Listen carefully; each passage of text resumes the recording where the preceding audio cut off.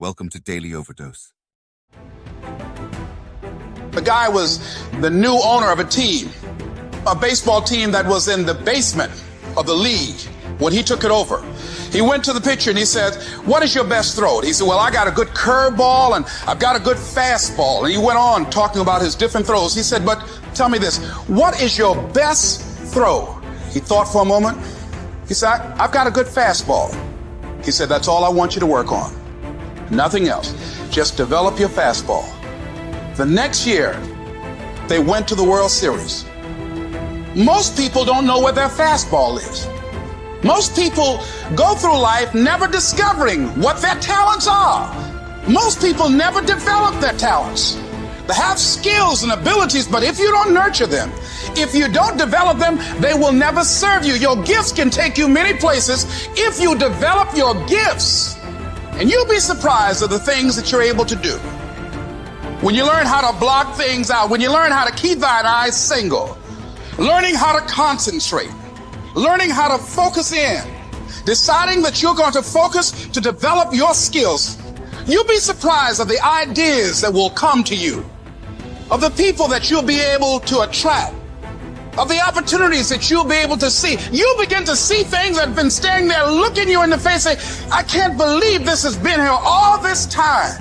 Compare yourself to who you were yesterday, not to who someone else is today. Because you need to have a hierarchy of improvement. You need to be aiming for something. And that means you're going to be lesser than people who've already attained along that dimension. So the question is, who should you defeat in the final analysis? And the answer is, you should defeat your former self. You should be constantly trying to do that. And you're the right control for yourself too, because you're the one who's had all your advantages and disadvantages. How bad do you really want it? You gotta hear me. People talk about Oprah Winfrey, Ted Turner, Warren Buffett. Listen to me. I don't care how much money you make. You only get 24 hours in a day. And the difference between Oprah and the person that's broke is Oprah uses her 24 hours wisely. Your brain will trick you. You are your own worst enemy. Because life doesn't give you what you want. It gives you what you deserve. And if you haven't worked for it, if you haven't sacrificed for it, if you haven't given your all, then you don't deserve it, and you won't get it. Here's the problem I find most people have. They judge themselves through the lens of a moment. They fail at something. They miss. They embarrass themselves. They flub something. And they think that defines who they are. But I'm telling you right now, you're not defined by who you are. You're defined by who you want to become and the price you're willing to pay to get there.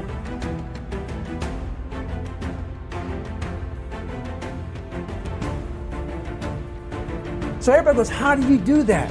You know exactly how to do that. You know exactly, it's not a magic trick.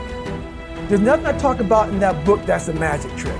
It's all back down to a very primitive mindset of we just have to do. It's like breathing. Breathing becomes normal. Like we don't know that we're doing it. That's how you have to live your life. When that alarm clock goes off at 4 or 5 in the morning, your mind says no. You just say, this is what we do. It's what we do now. Because to get to where you want to go, the amount of pain involved, I'm not saying physical, I'm not saying you got to break yourself off. The amount of mental pain of how many times you're going to have to do something that you don't want to do to get to where you want to go is going to be, there's going to be more times you do something that you don't want to do than you are going to want to do. And that's your new norm. That's your new norm. So then it's like breathing. And then once you do this over and over and over again, it becomes like breathing. I don't want to live this lifestyle, but to get to the other side of this, I have to. So if you really want it, you realize what trying is and what trying is not. How do you overcome the suffering of life? Is be a better person. That's how you do it. Well, that's hard. It takes responsibility. And I think, if you said to someone, you want to have a meaningful life? Everything you do matters. That's the definition of a meaningful life. But everything you do matters. You're going to have to carry that with you. Or do you want to just forget about the whole meaning thing and then you don't have any responsibility, because who the hell cares? You can wander through life doing whatever you want, gratifying impulsive desires for how useful that's going to be, and you're stuck in meaninglessness, but you don't have any responsibility. Which one do you want? Well, ask yourself, which one are you pursuing? And you'll find very rapidly that it isn't the majority of your soul that's pursuing the whole meaning thing, because, well, look what you have to do that. You have to take on the fact that life is suffering. You have to put yourself together in the face of that. This intense focus on one goal is not easy, but it is all important.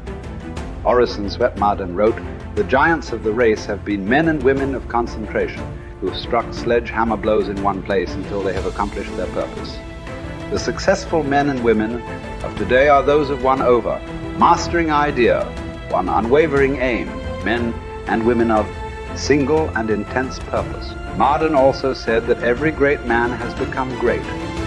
Every successful man has succeeded in proportion as he has confined his powers to one particular channel. Single-minded concentration in the direction of your dreams will intensify your desires and increase your emotional drive toward your goal. This intensity of concentration will activate the law of attraction and begin to attract people and opportunities into your life to help you to achieve your goal. The more you think about your goal, the more it will come to dominate and direct your life. The more you think about it, the more rapidly you will move toward it, and it will move toward you. You're already in pain. Get a reward for it. Like, you're already in pain.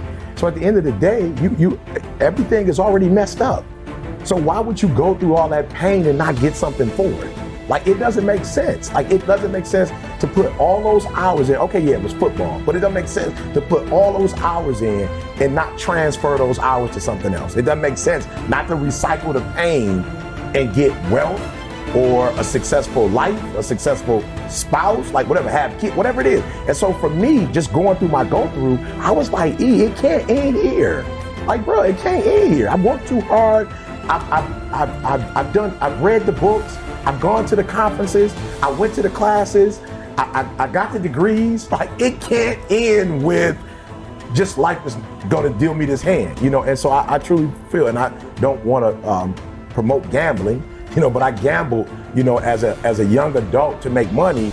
And I watched guys who had a royal flush lose because of the giddy and the excitement. I'm like, oh, he got something. You know what I'm saying? Okay, take what I have and leave. But I also watched people who had nothing in their hand with that poker face actually act as if they had a royal flush and win. And so I learned early, like, yo, it doesn't matter if you grow up rich. You still got to play your hand. It's not like life says, all right, you rich, so you're not going to have any, your parents will never get cancer. You know, nobody in your family will ever have multiple sclerosis. Like, you'll never get COVID. You're rich. It doesn't work like that. Like, you still have to do life regardless of how you come into life. And I think some people feel, well, if you come into life and everything is great, then that's the way you live life. But no, it doesn't matter. If you come in great, if you come in poorly, it does not matter.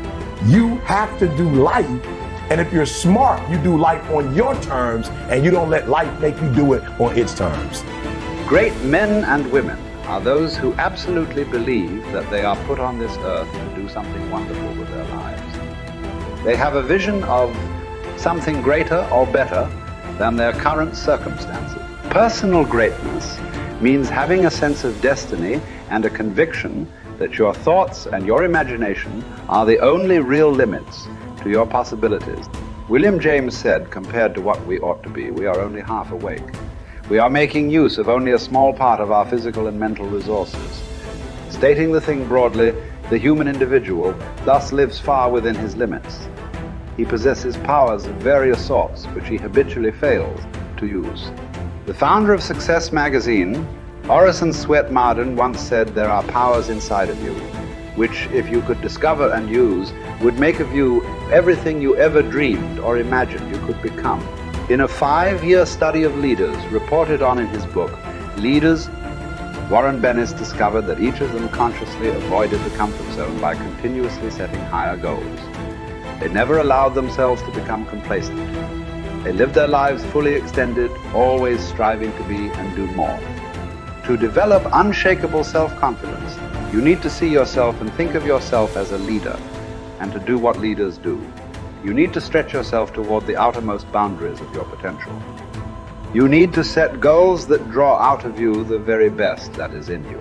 You need to work toward objectives that cause you to feel a sense of mastery and peak performance.